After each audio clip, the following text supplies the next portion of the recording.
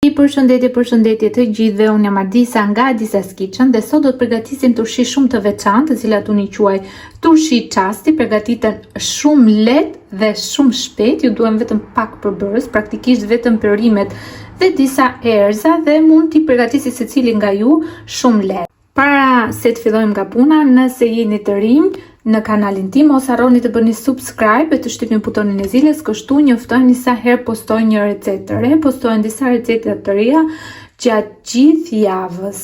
Së fillim duhet të kemi gati apo të ndajmë perimet që do të përgatisim. Na duhen shumë pak perime, unë do e bëj me pak sepse kështu e kam bërë zakonisht, por mund të bëni sa të doni ju, mund ta fishoni këtë masën, por kujdesuni të ruani pak a shumë këtë raport perimesh. Patlıcaneve do i heqim komplet lëkurën, sepse duke qenë se janë turshi çasti, nuk duam që lëkura të mbetet e fortë, sepse lëkura është ajo që mbetet gjithmonë e fortë ke patlıcani, kështu që të gjithë lëkurën e patlıcanit do e heqim. E kam hequr të gjithë lëkurën patlıcanit. Dhe tani patlıcanin do e grim.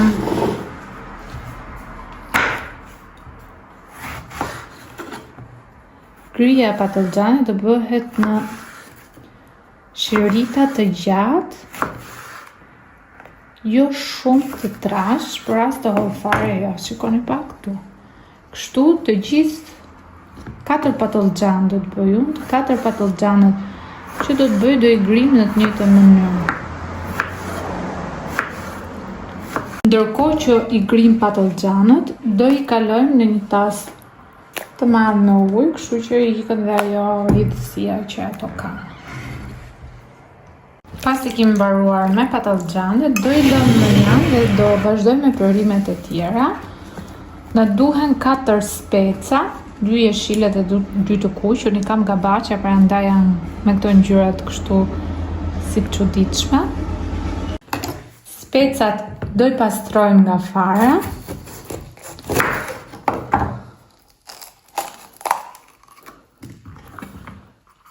Edhe specat, po njësoj si patlıcanët, do i presim në fije të gjata të holla.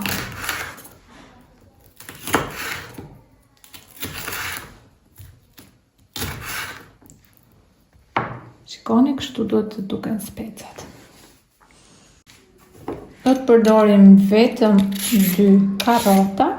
Pra sasia e perimeve që kemi përdorur ne janë 4 patlıcan, 2 karrota, 4 speca, është e mjaftueshme për 2 kavanoz, jo shumë të mëdhenj, por mund ta shumë fishoni sasinë e perimeve dhe të bëni sa të doni ju. Por duke qenë se janë turshi çasti, janë të mjaftueshme jo vetëm për një darkë me miq, por edhe për 2. Karrotat do i presim kështu pjerta, se do mundoheni ta bëni sa më hollë.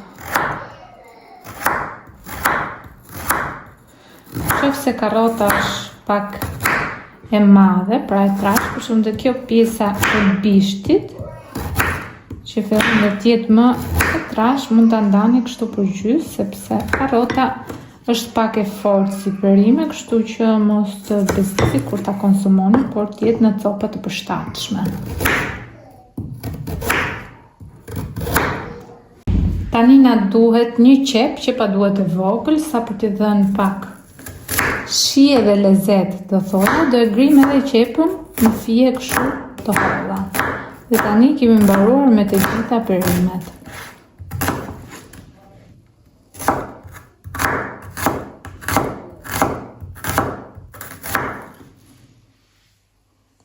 Tani do të vendosim tenxherën në zjarr dhe do të shtojmë këtu 3 gota me ujë.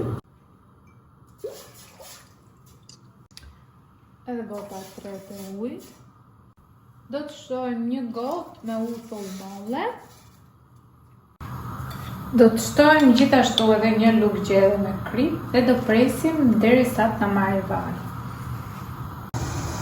Tani që lëngu i turshive ka filluar të na marrë val, do të shtojmë në fillim patlıgjane.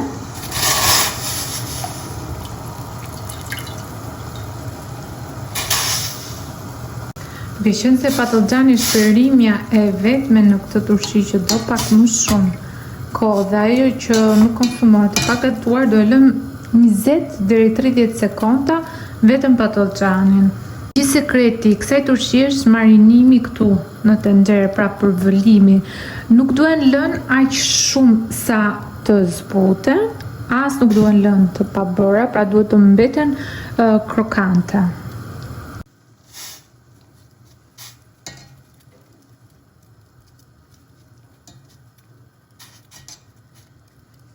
Pra do presim pak derisa të shtojmë perimet e tjera. Vazhdojmë shtojmë perimet e tjera, do të shtojmë 3 gjete dafine, shtojmë specat të grim, do të shtojmë gjithashtu edhe karrotat, dhe tani do të shtojmë qepët.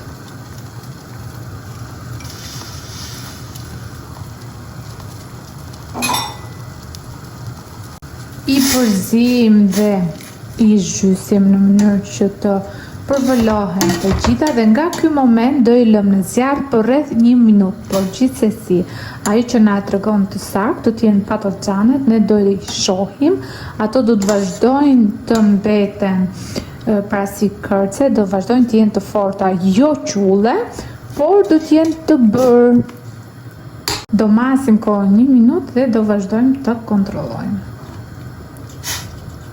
Koha matet pasi fillojnë të marrin val, pra kur kemi hidhur të gjitha perimet, do presim të marrin val dhe pastaj do fillojmë të masim kohën. Patlıgjanët vazhdojnë të mbeten krokant, por e kam bërë kohën e tyre, tani do e fikim në nxehtësinë, të gjithë sasinë e perimeve do i kalojnë në një akullez dhe do ja akullojmë të gjithë këtë lëngun, madje dhe do i shtrydhim. Dhe lëngun që kemi bërë për vëllimin nuk do e përdorim më, por do i marinojmë turshi, do ju tregoj se si, sepse ai marinimi do i jap gjithë lezetin dhe shijen. Do fillojmë të ushtrojmë presion tek perimet me ndihmën e një pjato. Kam marrë këtë tasin sepse i ka më të lehtë për ta mbajtur dhe për ta komanduar dhe do mundohemi të heqim sa më shumë nga lëngu i perimeve. Çekoni.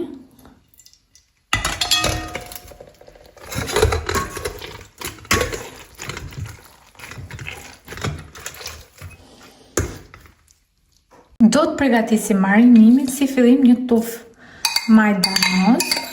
E kam vendosur tek ky mikseri dhe e kam përzierë me vaj ulliri, kështu gryja e majdanozit bëhet edhe më imo. Tani do e shihni që marinimi do jap shumë shije turshive tona, sepse do jedhi merresa që japin shumë lezet.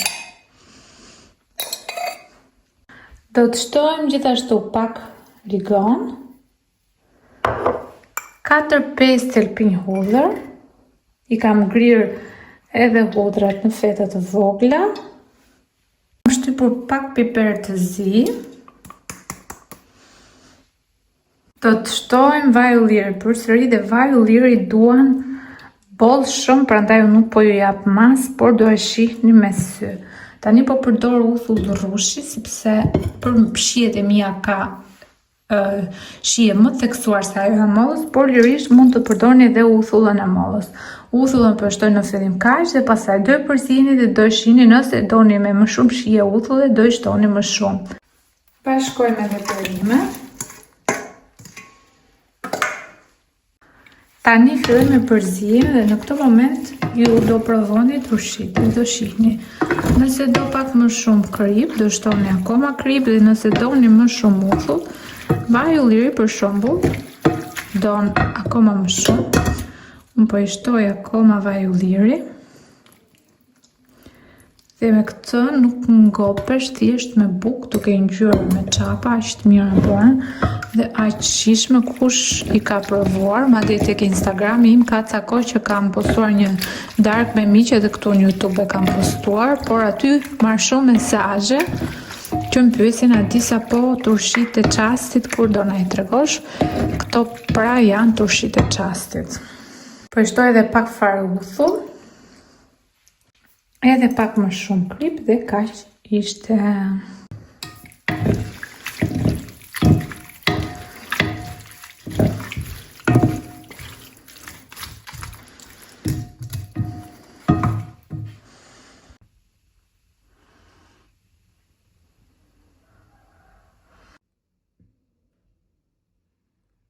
Pra ishin turshit e çastit me patlıcan, bëhen shumë të shijshme, qoftë për t'i përgatitur si një sallatë e shpejtë për vaktet tuaja, apo edhe kur keni miq. Unë i kam përgatitur disa herë dhe kur kam miq dhe janë pëlqyer shumë dhe gjithë më kërkojnë recetën, por edhe mund t'i ruani në përkavanoz, siç janë kështu, i fusin në përkavanoz, i mbushni me vaj ulliri dhe do të bëni procesin e sterilizimit. Faleminderit që ndoqët videon deri në fund, shihemi e dëgjohemi në recetën e radhës dhe nëse jeni të rinj në kanalin tim, nuk do harroj t'ju kujtoj, mos harroni të bëni subscribe e të shtypni butonin e zilës, kështu njoftoheni për çdo recetë të re, postojnë disa receta të reja gjatë gjithë javës.